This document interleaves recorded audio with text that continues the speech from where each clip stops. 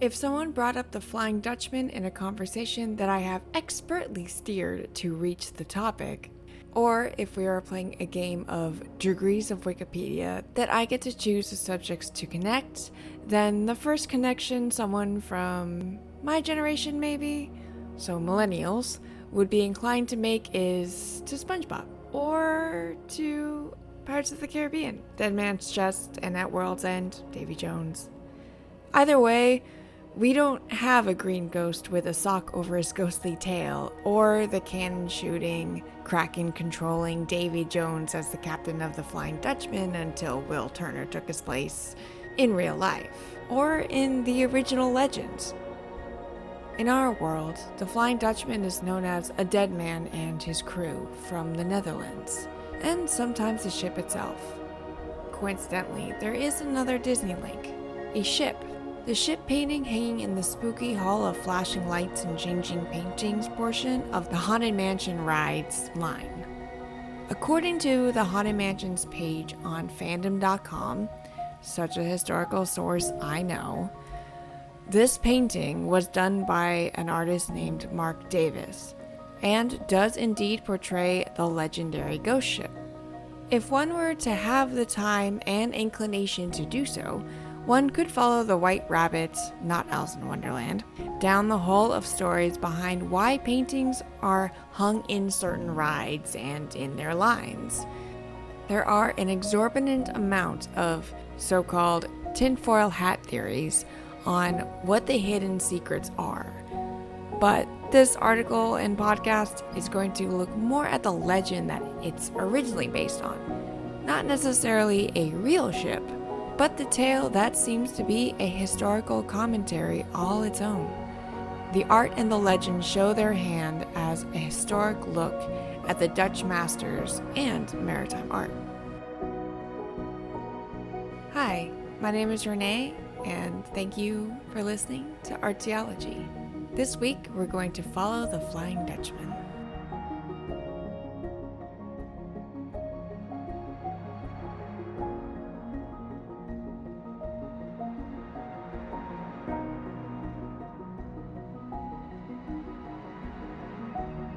Sometimes simply called the pirate ship or the ghost ship, or even strangely the Black Pearl, but after the movies came out, someone connected the dots between them and the rides, and the depiction would have been from before the deal between Captain Jack Sparrow and Davy Jones, which is why the ship isn't black. The ship in the painting isn't flying any colors, because generally, ships wouldn't have their flags raised due to the amount of wear and tear it would get from the wind. The changing Flying Dutchman has partly been updated for the first time since its hanging in 1969 for more of a pirate connection, but looking at the original version, this work and the backstory that grew along with it is reminiscent of marine or maritime art, which is a specific genre of figurative art that was very popular in the centuries of the Age of Sail in the 17th to 19th centuries. Like with scrimshaw, the art that comes from carving whale or seal bones and walrus tusks, this is especially tied to the romantic notion of a freeing and beautiful life on the sea, and though rare, even the terror and tragedy that goes with it. Reading through a lot of academic journals and books, there have been many in-depth contemplative works, and the only bit that I can think to add is an extra look at the horror that has evolved along with the genre. The colonialism, or rather the obvious look at European colonialism as a genocidal, sickening, maddening, and horrific act of a far too long period, and the way that the Flying Dutchman myth has, at least somewhat, reflected either that change societally or for just who's telling the story. But why the Dutchman? For this, I'm going to go pretty far back. In early Netherlandish paintings, there were two lost miniatures of the Turin Milan hours, attributed to Van Eyck around 1420, which leaned heavily on biblical stories. They portray beautiful landscapes with water in the background, but keep the focus on the characters and the stories. Over time, we were shown a huge leap in the depiction of the sea and its weather. The seashore scene, called the Prayer on the Shore, or Duke William of Bavaria at the Seashore, or the Sovereign's Prayer, was created in 1450 and unfortunately destroyed in 1904. About the Turin Milan Hours illuminated manuscript, Kenneth Clark says, "The figures in the foreground are in the chivalric style of the de Limbourgs, but the seashore beyond them is completely outside the 15th century range of responsiveness, and we see nothing like it again until Jacob von Riestel's beach scenes of the mid-17th century. There was also a true seascape in The Voyage of St. Julian and St. Martha, but both pages were destroyed in the fire in 1904, and only survive in black and white photographs." Then for the rest of the 15th century, illuminated manuscript painting was the main medium of marine painting. In the next century, the Netherlandish tradition of the world landscape, or painting from a very high viewpoint making a panoramic view, was pioneered by Joachim Partenier in the 1520s. Paintings began to include a wide expanse of water in a rather similar way to the paintings on Greek vases, religious paintings, woodcuts, etc. These newer paintings were essentially landscapes with the added pretense of being what are called historic paintings, with small figures usually representing a religious subject. In a nutshell, historic painting is a genre that concentrates on, as the Latin words historia and histore derive, story or narrative. These usually show most notably Greek and Roman mythology and Bible stories, rather than specific styles or times in reality. Most history paintings, particularly those created before 1850, do not depict historical scenes. They were depicted along with strong marine elements which transform them into landscape paintings. The Dutch Golden Age is agreed to be from the decades beginning in the 1580s and until the French invasion of the Netherlands, which was called at the time the Dutch Republic, in 1672, the year that was known to the Dutch as Rampjaar, or the disaster year. The Dutch Golden Age of painting, mostly counted as being part of the Baroque period, could be dated to between the 1570s to 1702, with the groups of Dutch masters beginning as small guilds and growing into the school of art, which is continuously studied and marveled at to this day. The primary painting genres through the still lifes are demonstrated with portraits, historical paintings, everyday life, and landscapes, with marine art also being extremely popular, especially as a manifestation and celebration of the Dutch and the broader European colonialism.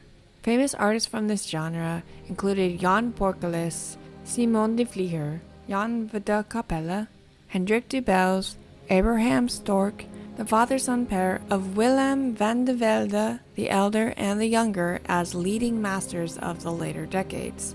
At the beginning of the 18th century, the paintings tend to make the ship the subjects instead of the sea and the weather, as had been the emphasis in tonal works of the earlier decades. A ship left for London in 1672, leaving the master of heavy seas, the German-born Ludolf Buckhuizen, as the leading artist still in the area. From the small pictures of Salomon van Riesdael with little boats and reed banks to the large Italianate landscapes of Albert Cup, the works varied in their time. The romanticism of the ocean continued through the 18th century and the entire Romantic Age. The Dutch Republic relied on trade by sea for its exceptional wealth, and it was extremely good at holding that power. They had naval wars with Britain and other nations during the period, and constant trade competitions and the trade practices of the Dutch East India Company. With a land crisscrossed by rivers and canals, along with a perfect coastline on the northern edges, it's no surprise that the genre of maritime life and painting was enormously popular, and therefore maritime power was taken to new heights in the period and inspired Dutch artists. As with landscapes, a move from the artificial, elevated view of earlier marine paintings was a crucial step. Paintings of sea battles told the stories of a Dutch navy at the peak of its glory, though today it is usually the more tranquil scenes that are in high esteem. Ships are normally depicted at sea, with dock scenes surprisingly absent, even though the surrounding land was often much more prevalent in the older maritime paintings from before the 1560s. Even the art itself seems a depiction of alteration of colonialist attitudes, focusing not on the places, but the sea itself, showing it contrastingly both calm and tumultuous. There are several different versions of the European maritime legend. One is the Flying Dutchman. Die Vliegende Hollander is a legendary ghost ship which was said to never again be able to make port, doomed to sail the oceans forever. The reasons behind this punishment are often what would be altered to fulfill a particular legend's moral code. Although there is no definite legend, the story likely originated in the 17th century during the latter part of the golden age of the Dutch East India Company, or VOC, and Dutch maritime power. The oldest version of the legend that is still surviving has been dated to the late 18th century, even though the scholarship was worked on and was written down too late to have been the true recorded original. According to the legend, if hailed by another ship, the crew of the Flying Dutchman was said to try and send messages to land or people long dead, as a possible continuation of the duties assigned to the Fluit, or cargo ship. Continuing purported sightings from the 19th and 20th centuries claim that the ship glowed with a ghostly light. In ocean lore, the sight of this phantom ship is a portent of doom, or a signal of imminent disaster to seamen. The first print reference to the ship appears in Travels in Various Parts of Europe, Asia, and Africa during a series of 30 years and upward by John MacDonald in 1790. Quote, "The weather was so stormy that the sailors said they saw the Flying Dutchman. The common story is that this Dutchman came to the Cape in distress of weather and wanted to get in the harbor but could not get a pilot to conduct her and was lost, and that ever since in bad weather her vision appears." Unquote. This version of the ship didn't connect to any moral code, good or bad, just relayed that the ship was lost in one of the most dangerous passages in the world. However, from 1795 onwards, the Flying Dutchman was said to be a ship commanded by a captain condemned to eternally sail the seas. It has long been the principal ghost ship legend among mariners and has inspired several works. Depending on who started the myth, it may all be based on jealousy and nationalism, especially because there is a tradition of holding long-standing grudges throughout the centuries in mainland Europe and England. They were fierce competitors and enemies. Everyone wanted to rule the world. But no matter what the version, some points are touched on. These points, according to Peltzer, are a sea captain, a reason that the captain has the curse, a leitmotif of the legend, a ship that's not able to come ashore, the phantom ship that sails without a living crew, and that they are doomed for all eternity. The next literary reference appears in Chapter 6 of A Voyage to Botany Bay in 1795, also known as A Voyage to New South Wales. Botany Bay was what Sydney was called before it was called Sydney. Hold on to your hats, this is a longer quote. Quote, "I had often heard of the superstition of sailors respecting apparitions and doom, but had never given much credit to the report. It seems that some years since a Dutch man of war was lost off the Cape of Good Hope, and every soul on board perished. Her consort weathered the gale, and arrived soon after at the Cape. Having refitted and returning to Europe, they were assailed by a violent tempest nearly in the same latitude. In the night watch, some of the people saw, or imagined they saw, a vessel standing for them under a press of sail, as though she would run them down. One, in particular, affirmed it as the ship that had foundered in the former gale, and that it must certainly be her, or the apparition of her. But on clearing up, the object, a dark, thick cloud, disappeared.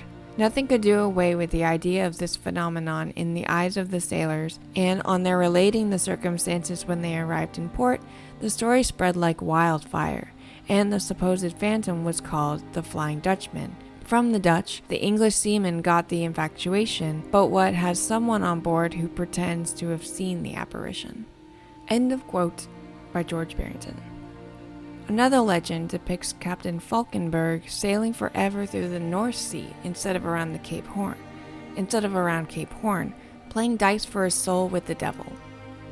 The dice game motif reoccurs in The Rime of the Ancient Mariner, which came out in 1798 by the English poet Samuel Taylor Coleridge. The mariner sees a phantom ship on which death and life and death play dice to win him.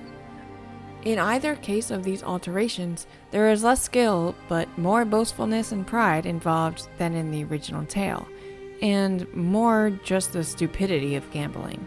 Sort of like when the crewmen play for years of service in Pirates of the Caribbean: Dead Man's Chest. The Scottish writer Sir Walter Scott adapted the legend in his narrative poem Rokeby in 1813. A murder is committed on shipboard and plague breaks out among the crew, which closes all ports to the ship. Like the based on a true story movies, this seems to keep only threads of the original. But yet another written reference involves the motif of the punishment of eternal sailing as a penance for a crime in Seeds of Infamy by John Leyden in 1803. Quote, "This is a common superstition of mariners that, in the high southern latitudes on the coast of Africa, hurricanes are frequently ushered in by the appearance of a spectre ship, denominated the Flying Dutchman. The crew of this vessel are supposed to have been guilty of some dreadful crime in the infancy of navigation, and to have been stricken with pestilence, and are ordained to still traverse the ocean on which they perished, till the period of their penance expire." Unquote. There are many more examples of all the times the Flying Dutchman appears in print, including the German opera, written by Richard Wagner, which debuted in 1843. Der Fliegende Haarlander added a more sympathetic protagonist, more characters, and the heartbreaking fictitious backstory of the legend. In this, which is the most common origin story, Van der Decken, the ship's captain, gambles with his salvation on a pledge to sail around the Cape of Good Hope during a storm, and so is condemned to that course for eternity. People seeing examples of ghost ships is not uncommon. A repeated mirage of false genre fiction tells stories of a broken, derelict ship found adrift with a missing crew or a literal ghostly vessel. Examples of sightings date from the age of sail and even to today, but that's a hole as deep as the Mariana Trench. The scientific explanation for this ghostly phenomena is often mirages on the open sea. There are examples of looming and similar refraction phenomena, also called a superior mirage or fata morgana. The Italian phrase for mirage came from Roundabout Rambles in Lands of Fact and Fancy, a 19th century book illustration, which shows, quote, grossly misleading fictional versions of superior mirages. Actual mirages can never be that far above the horizon, and a superior mirage can never increase the length of an object. Unquote. According to William Latham, a superior mirage is an abnormally large refraction of the object. A superior mirage is an abnormally large refraction of the object that increases the apparent elevation and the distant objects, and sometimes allows for an observer to see objects that are located below the horizon under normal conditions. Like in the desert or on the pavement on a hot day, the land or standing objects, floating in this case, will appear broken up, like there is water or like they are floating. This will make them more spooky looking when you can't see things clearly, especially on a seemingly empty horizon. As Henry Wadsworth Longfellow once wrote in Fata Morgana in 1873, "As the weary traveler sees, in desert or prairie vast, blue lakes overhung with trees that a pleasant shadow cast." According to Peltzer, one reason the legend was so popular and spread so quickly is that it had to do with the ship being a symbol for a time in transition, from people's fear of change of the new modern Enlightenment ideals and the scientific progress and industrialization going on all around them. Because people don't often feel like they have any say in their changing environment, some act with detrimental characteristics, rationalizing poor actions in any way so that they can try to make a sense of the change. In their changing environment, some act with detrimental characteristics, or rationalizing poor actions in any way so that they can make sense of the change. Further stories that influence poor behavior, such as the 13th century story called The Wandering Jew, he was described as an immoral Jewish man who taunted Jesus on the path to crucifixion and was forced to forever roam the earth in the first chapter of Curious Myths of the Middle Ages, in which Sabine Baring Gould attributed the earliest extant mention of the myth to Matthew the Parisian. Another early extant manuscript containing this legend is the Florus Historiarum by Roger of Wendover, where it appears in the part for the year 1228 under the title of the Jew Joseph who is still alive awaiting the last coming of Christ. The origins of the legend are extremely uncertain, but one element is the story in the Genesis of Cain, who was issued a similar punishment, to wander the earth scavenging and never reaping, although without the related punishment of endlessness. According to Joshua Gilboa, many commenters have pointed to Hosea 9:17 as a statement of the notion of the quote eternal/wandering Jew, unquote. From the medieval through the colonial periods, everything comes back to the Bible. This reminds me of old archaeologists not knowing archaeological context. The old way of thinking is that if it's an artifact, it's probably religious. However, that is not always the case. Building the story directly from these older connections causes very loud anti-Semitic alarm bells to go off for me and for many academics. There is more discussion in these behaviors in Week's 1995 book, Sense Making in Organizations. These prejudices are also included in the Dutchman's captain making a deal with the devil in Wagner's opera. Often during the Age of Sail, you do see paintings with ghosts. In real life, hundreds of ships are still missing. Sometimes pieces of them wash up, or we find them using various sonars like MBES or side-scan or LiDAR, which really only works in water shallow enough and clear enough to make the light particles actually reach the bottom and back. Whether they be the legendary ships or the mundane rowboats that were just left in the mud for a bit too long, finding a skeletal hull poking out of the depths is quite a wondrous sight. Ships and boats have been included in art from the earliest times, but marine art only began to become a distinct genre with specialized artists towards the end of the Middle Ages. They were mostly depicted in the form of a ship portrait, a type of work that concentrates on depicting a single vessel, which is still popular today. As landscape art emerged from the Renaissance, the marine landscape became a more important element in works, but pure seascapes were rare until later. Maritime art, especially maritime painting, is a particular genre separate from landscape, which began with Dutch Golden Age painting in the 17th century. Marine painting became a major genre, reflecting the importance of overseas travel and naval power to the Dutch Republic, and it saw the first career marine artists who painted little else. In this, specialist and traditional marine painting has largely continued Dutch conventions to the present day. With the burgeoning Romantic era of art, the sea and the coast were reclaimed from the ship painting specialists by many of the landscape painters, and works with no vessels became common for the first time. In these pieces, painters, often impressionists such as Monet, Levitan, Homer, and Bellows, could paint lakes, wide rivers, coastlines, and open ocean, either calm or during the storms. Around the same time, a distinct tradition began to re-emerge from early Netherlandish painting. For some time, the ship portraits were confined to prints and drawings and typically showed a ship with no crew, even if depicted under sail.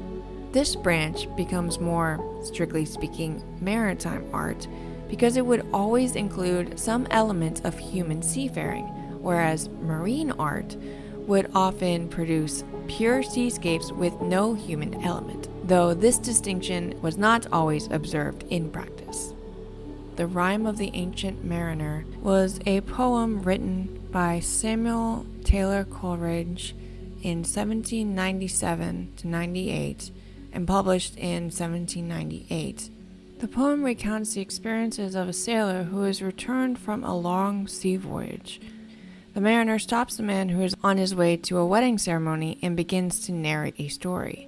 The wedding guest's reaction turns from bemusement to impatience, to fear, and to fascination as the mariner's story progresses, as can be seen in the style in which Coleridge writes. Nowadays, we are not strangers to looking back at the past to recognize what is wrong with the actions of the enforced leaders of the expanding European society. The colonial sailors dealing in slavery and building colonies were metaphorically making deals with the devil with their horrific actions. History isn't a pretty picture. It's full of complexity and the art that can comment on what is important, especially for the people at the time. It's all propaganda.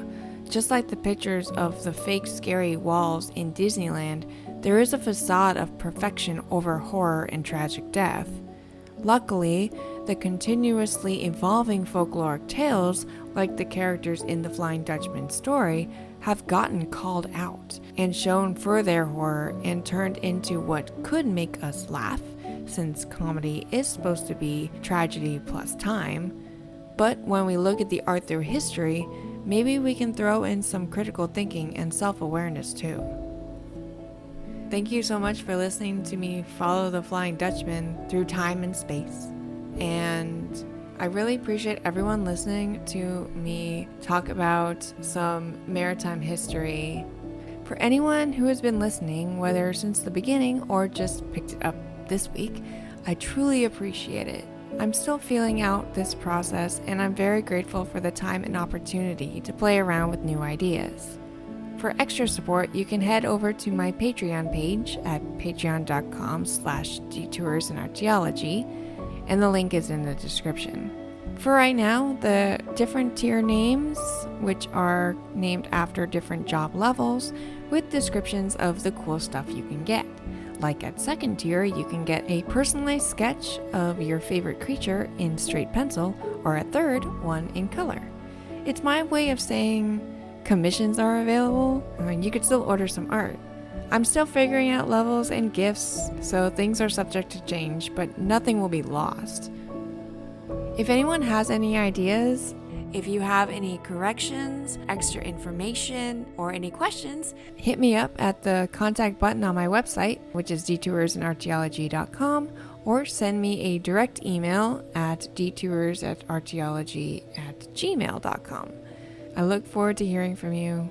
I would like to apologize for my butchering of other languages. I am very much trying to get the names right, but I make mistakes. Once again, thank you for your patience. If you want to follow along and look at a lot of pictures while going through the podcast, click the link in the description. It'll take you to the written version of this with lots of pictures and all the citations that I used while doing my research. Under the citations, there are also sources for further readings, which I do recommend because they are pretty cool. All the music comes from Scott Buckley at scottbuckley.com.au. Once again, I'm glad you could join me on this captivating journey. If you enjoyed today's episode, and if you'd like to stay up to date on my latest content, make sure to subscribe to my podcast. I love to hear your thoughts and feedback, so please leave a comment or review or just like it. Your support means the world to me and helps me continue sharing these incredible stories. For more fascinating art history insights, please visit my website and don't forget to follow me on social media for all the latest updates. You'll get to see my articles and also my pieces of art. So stay curious and stay inspired. And until next time, keep taking those detours. Please rate and review my podcast. That would be extremely helpful for getting it out in the podcastiverse, and then other people can find it without you having to share it with everyone you know. And for the random fact today, butterflies often roost upside down under leaves at night in large groups, so it makes them look like they're huddled together for warmth, but they're not. This behavior is to protect them from predators and rain, and even helps conserve energy for continuing migration. They will lay their eggs on the underside of leaves for most of the same reasons before they die at the end of the season. That fact idea was courtesy of my sister, who I will leave nameless because she wanted it that way. If you have any random facts you want to share, please do, and I will share them with everyone else, and you'll get a shout out. Thanks again.